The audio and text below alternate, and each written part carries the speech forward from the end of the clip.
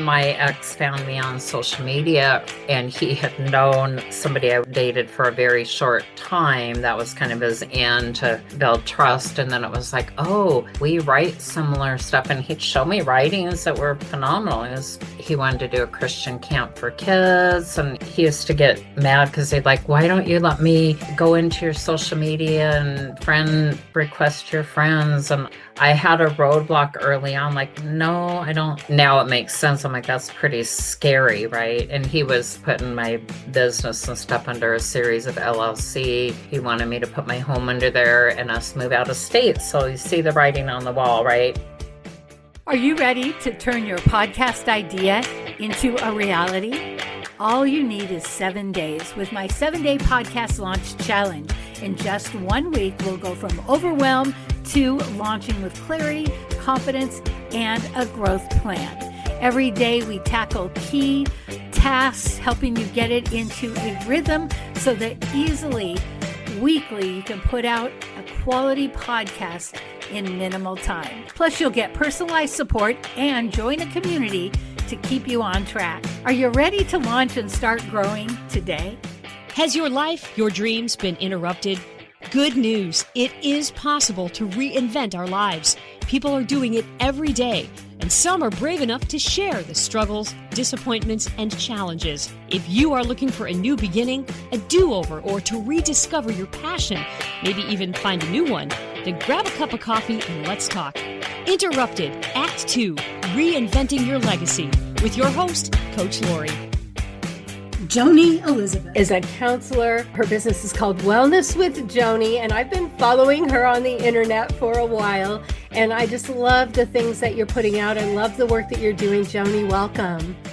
Thank you very much. I'm very grateful to be here. So tell us how you work with people. Do you have a specialty when it comes to counseling? I do a number of things, but originally I was helping people, and I still do, with anxiety, depression, stress, and changes in life. Now I've added in helping people learn about narcissistic abuse and recover from it to get their precious value and worth back in life, and where people go from feeling broken and will they ever be able to regain their voice again to watching them make tremendous, amazing changes. I love that you said recovering, because I feel like so many times when we go through things in our life, it feels like something happened to us and we're damaged. And I love the idea that we're not damaged. Doctors, lawyers, so many people get pulled in by a narcissist, by other things too, addiction. And somehow we think that there's a level, or there's certain people that aren't touchable. But I love the fact that it can happen to any of us, but there is hope and healing. Absolutely. And I've met so many precious people that are in major, wonderful positions in life: doctors, lawyers, pastors, counselors, coaches. It doesn't matter. It can affect anybody, even stay-at-home moms or dads. And it does happen to men too, by the way, because people want to predominantly think, oh, it's all women. But yeah, as I say, it really is something that's hard to fathom because you can't see it on the outside. Like if you had a cut on you and we go, oh, Lori, we need to address that. Look, you're bleeding. People don't see it with the emotional, financial, and often sometimes even physical abuse unless they're showing broken bones or black and blue. And in my experience, I think sometimes the person going through it wants to believe in the best side. So it's hard for them to take the, let's call it the negative side of the person who's coercive or narcissistic. And so it's really easy to keep going. Like we see this in drugs and alcohol. I'll never do it again. What does it take for a woman and man to understand what they're involved in? Well, it can take a lot because there's a lot of emotional abuse. And often the narcissist is, well, there's 3 different forms of narcissism, but often they're very convincing, very charming, very likable, very believable. It really causes the victim to question their reality, because on one end, like, wow, he or she, they're so kind and everybody likes them. Not always. There's some people that see through it right away, but it takes a lot of just untangling. And I've helped people where they were questioning their reality, like, am I crazy? Because they're seeing this polarity. And I say, journal what you're noticing, journal what that person is saying to you. And that alone has been the beginning roadmap to going, oh, I'm not crazy. Oh, this really did happen. Learning firm boundaries. So I call it gray rock method with a narcissist, meaning if you can go absolutely no contact, you cannot rationalize with them, which, boy, that was hard for me to even fathom because I'm kind-hearted and I'll keep my loving, kind heart, but want to be able to have a normal conversation. You can't. It'll get turned. You'll be gaslit. So gray rocking, having firm boundaries, healthy social support, counseling, coaching, so that you can heal along the way and get that support. Like, no, you're not being a terrible person by cutting off communication. If you have to have communication, if you're going through a divorce or you're still raising children together, use a parenting app, limit the conversation, don't give in to all the twists and turns that I'm hearing this more and more from parents going, oh my goodness, they're writing a book and they're accusing me in the app. And I'm like, don't give in to that. Just stick to your facts. So it takes really the stepping away, getting clear on what you're seeing, hearing, what's going on, so you have that clarity. Healthy social support, a trained professional, I highly recommend that because they're going to help guide you of different next steps and unpacking what was going on and learning healthy strategies. Safety plan if needed. That's highly recommended because I will say the more boundaries you have with a narcissist, you will see the worst of them. They don't like to be called out. They don't like to not have the attention, and even negative attention will wire them up like crazy and they'll take you down a ugly, well, in my case, it was a hurricane. Wow. Since you said that, was that your interruption? Is that why you've now added this to your plethora of counseling? Absolutely. Oh my goodness. I really thought that I had finally the love of my life. He convinced me that, like, you're the best thing ever. And I feel so comfortable sharing things with you that I've never shared with anybody about myself. I'm here for you.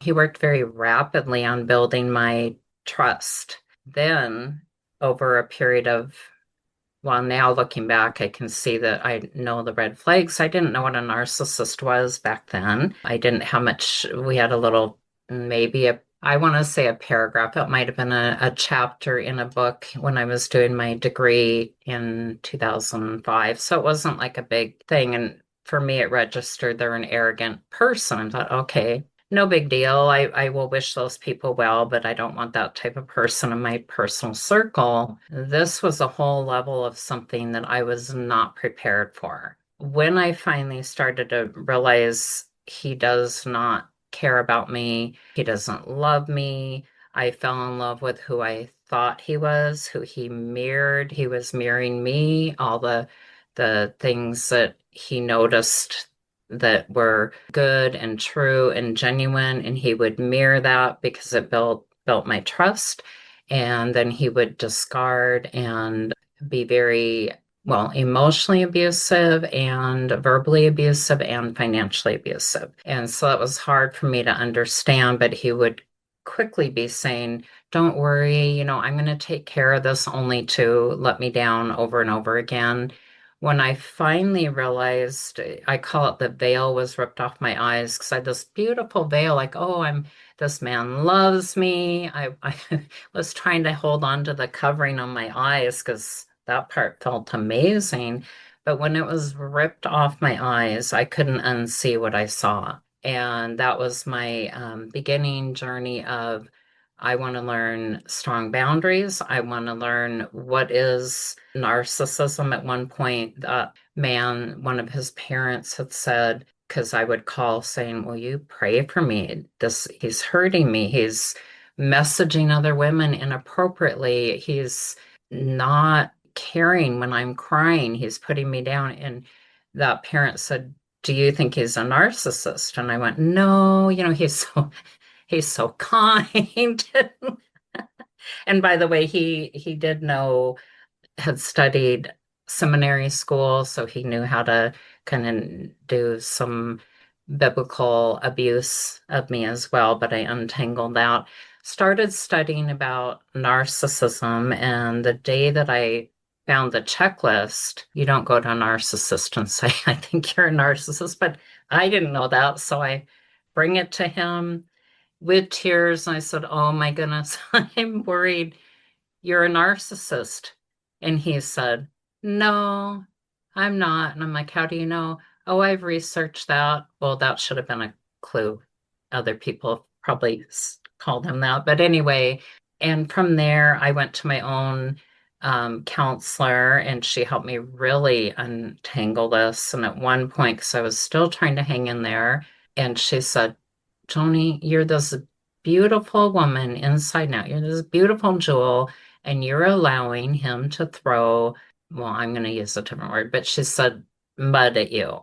And are you going to keep allowing that?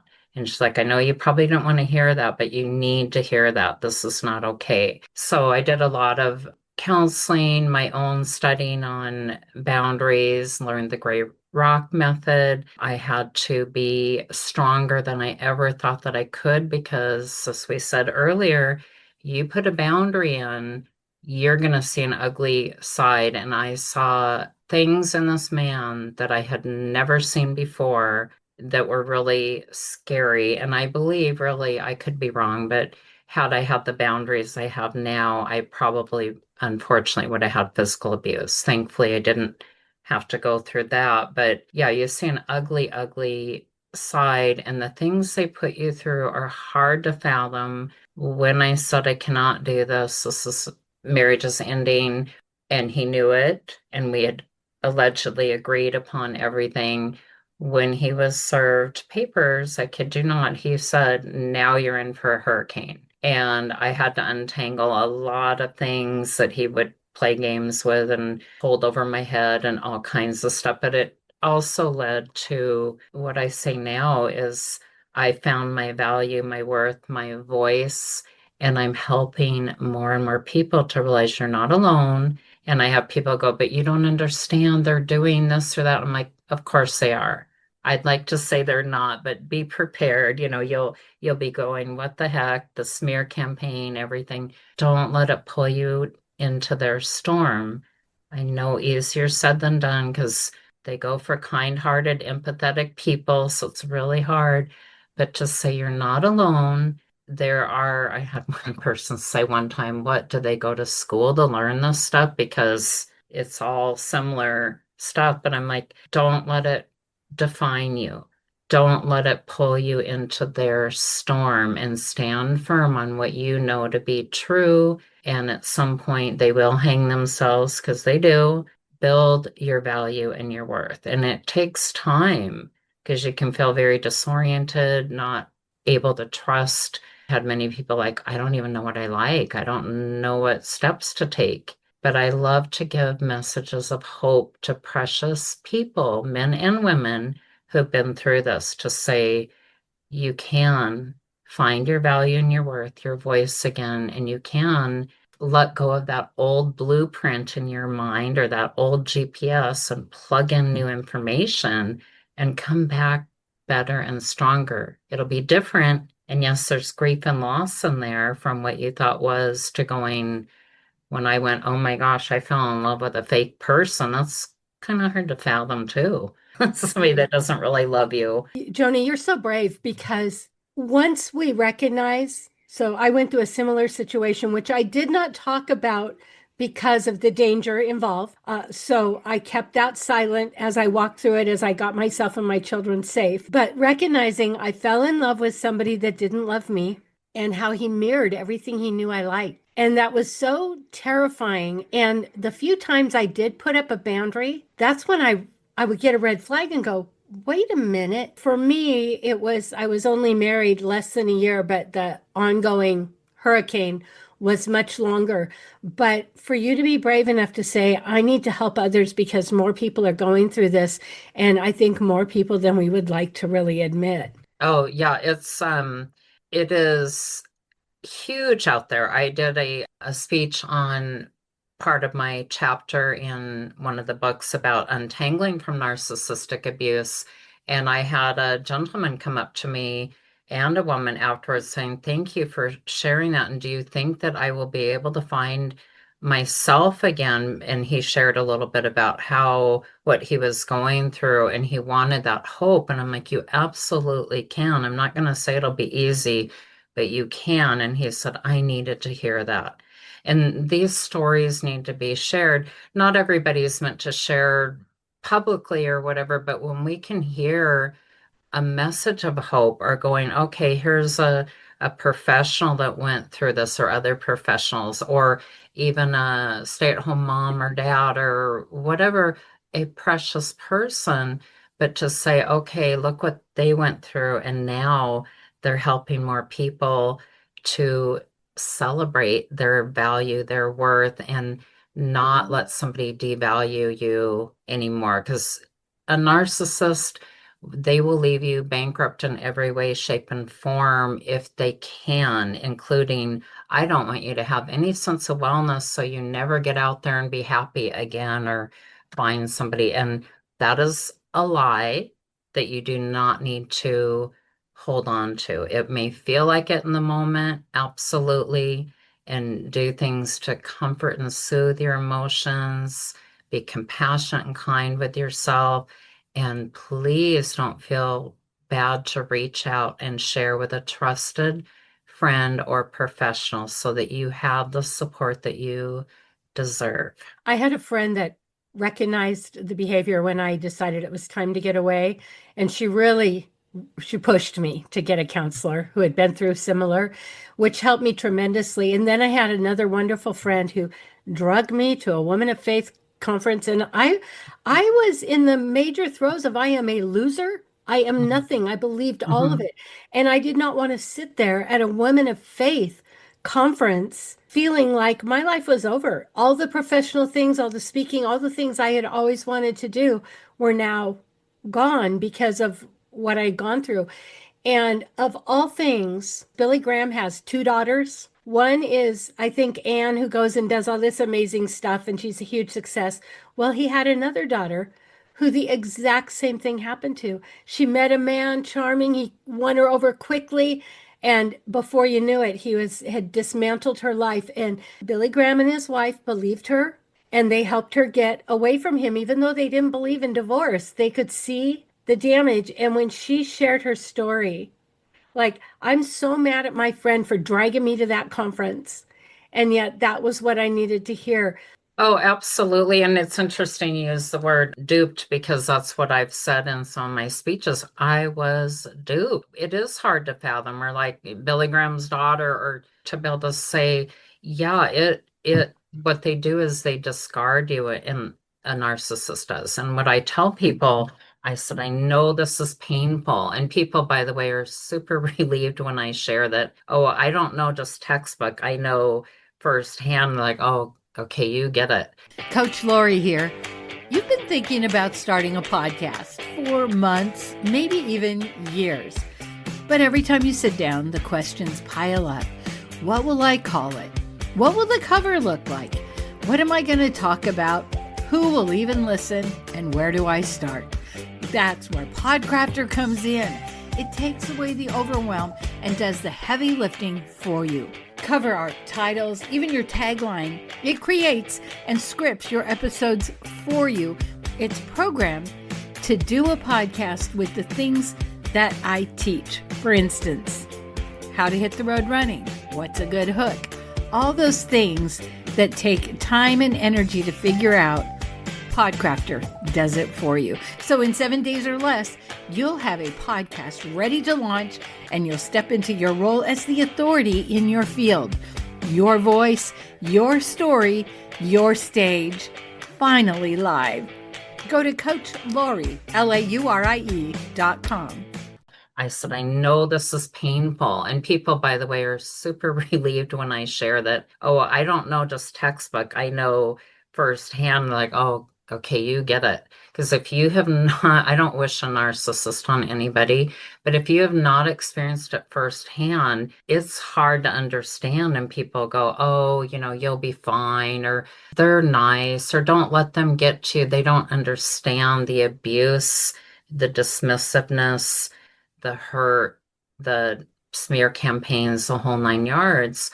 But yeah, to be able to share that. So as you described, and that sounds like an amazing conference, Women of Faith, but to validate that point, when you're feeling so low, like your life is just in shambles now, it's crumbled. You're left with not feeling value and worth, and maybe financially you're in the dumpster in the moment, basically, right? Like, what am I going to do? And then to go, oh, look, these people, they seem all happy, and why do I want to be around that? But I want to encourage people to lean into that, because you will find to your circle of supportive people and or person, because that's where you need support. You need to hear even a word of something hopeful and positive.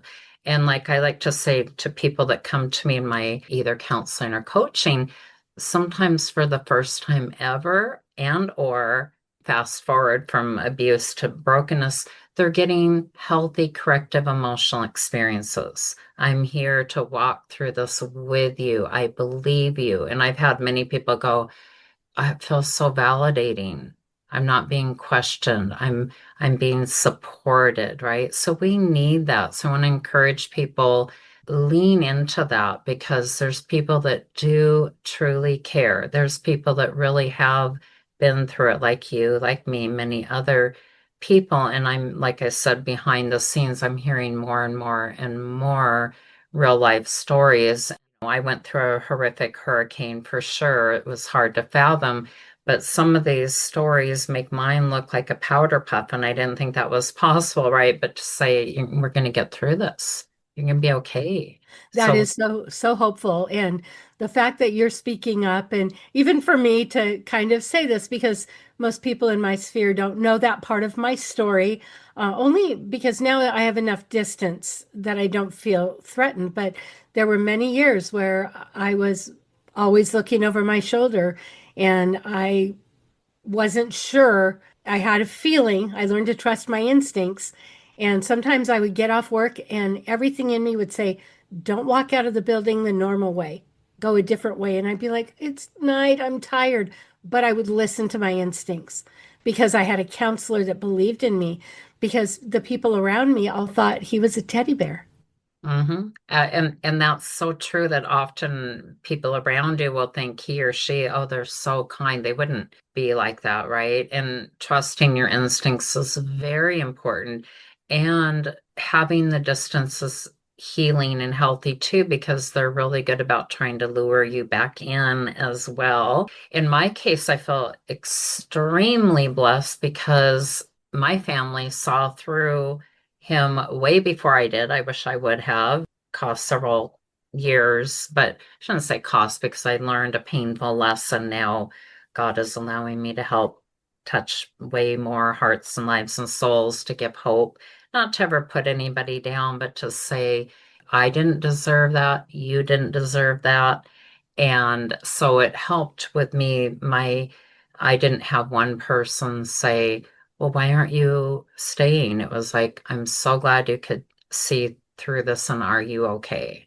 And that was a blessing, but that's not your norm. Norm would be people saying, what's wrong with you? Why don't you want to be with that person? They do so good at isolating you and breaking you off from your friends and all the things that we hear about, but it's hard to recognize it, that that's what's happening, to me. And I get like you, I feel so grateful that I had people in my life that were like, you need professional help to walk you through this, because there is that lure. He kept trying to lure me back, and I would believe it because I was a Christian and I didn't want a divorce and I wanted to believe. And he would use scripture against me. He would use my coaching against me until I felt like I was nothing. And it's been a journey rebuilding, but Oh, yeah. also the fact that we can still Yes. have the life no matter what our age, no matter what our situation, if we choose to look at it, to get the help. And like you said, the veil, when we allow that veil to drop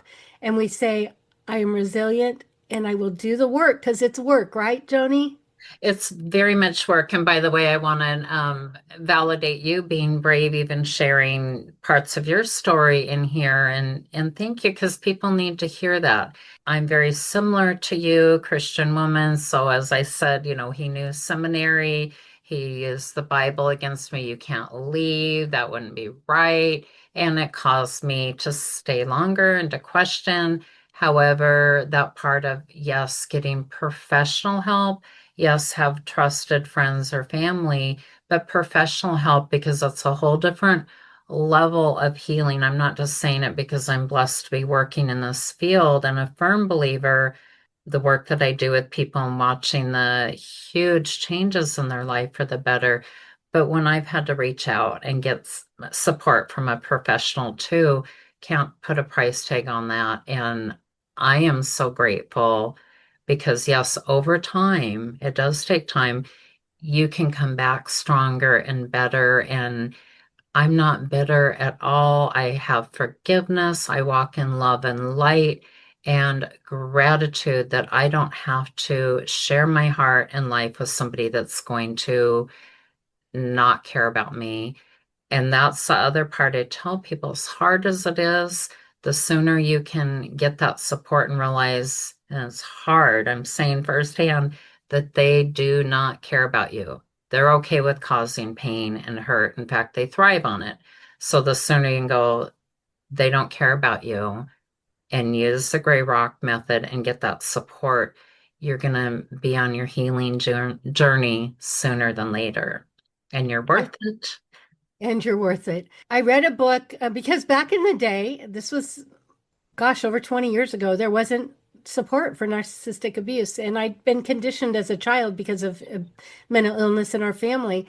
And I read the book called The Gift of Fear by Gavin de Becker. And Mm. he had protected many celebrities. So it was a fun read. But, he said some things like engage and enrage, and he talked about how you have to just break the ties. But also, he said for some women, if they get the restraining order, that's when they actually end up dying. And I did not want a restraining order, and the people I loved wanted me to have one. But I knew deep down that they would find me pushed off a cliff or down some stairs. I knew there would be an accident. I knew in the depth of my being because of little hints he had said, things he had done. And so I chose not to do that, which caused great conflict in my family, but not with the professionals I was working with. They loved me, they believed me, they supported me, and they helped support me in how to speak to my family to keep myself safe. And I think that's why professional help, and I've always heard a good counselor is well counseled, and you took that route. You got counseled well so that now you can offer that. Absolutely. And so important too to be able to have our own healing journey, to be supported, to have people that will help you process what you've been through. Because I have so many people like literally I've had them say, Joanie, am I crazy? They're saying this, that, or the other thing. And back to the safety place, that is so important too, that people do what they need to do that's healthy, that will keep themselves safe, because that type of personality, they want to put every kind of fear in you. My youngest was in a little group for divorced family because a few years earlier we had gone through a divorce with their dad. His counselor came to my door and she said, he told me, your son told me he took your purse and he's been hiding it. And I said, yeah. She said, that is abuse and I'm going to have to report it and you're going to have to do something about it. But I remember, wow, someone with authority is telling me that what he's doing is not excusable. And so there was just enough of those key things, I think, to help me stay on track. And I did bend a little. I don't know if you did, but I bent a little, but now I am free from it. And I do think I recognize the red flags more because I've done the work in my heart.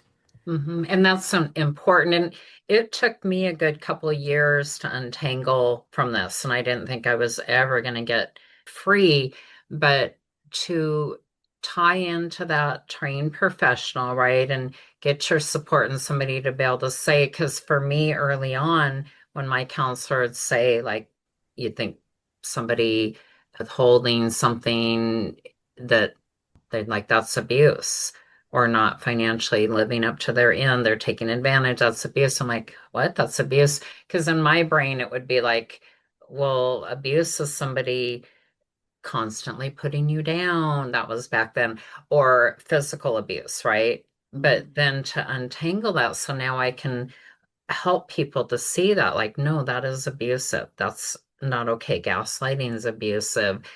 Putting you down is abusive. It's really important, and to recognize that you can find your way forward with proper help and support.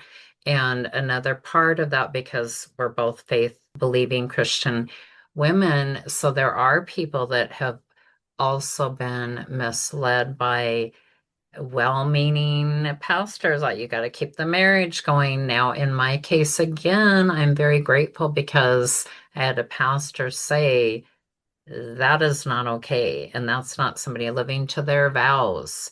When we can look at what is a vow, it's not harming somebody or abusing them. That's already breaking a vow, let alone if you're cheating with somebody, even emotionally, sexually implied messages to other women, that's breaking your vows, right?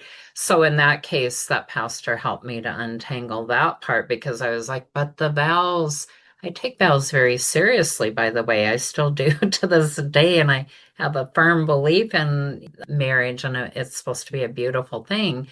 But that was getting me askew with the Bible being used against me from the narcissist, and having to untangle that in my mind and how I was raised too.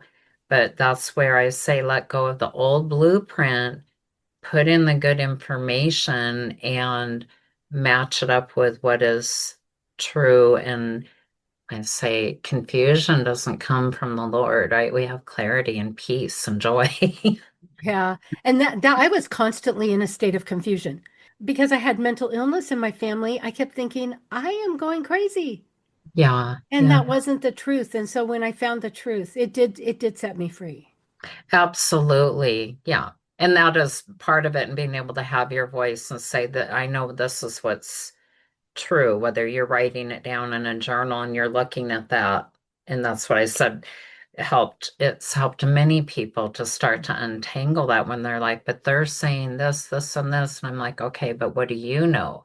And what are you hearing they're saying? And then double check that with your own what you know. Because you're That's so right, good. it creates, they work very rapid on that power and control in the mind. So it causes confusion. Like with my ex used to make all kinds of promises, and I'd want to believe that, right?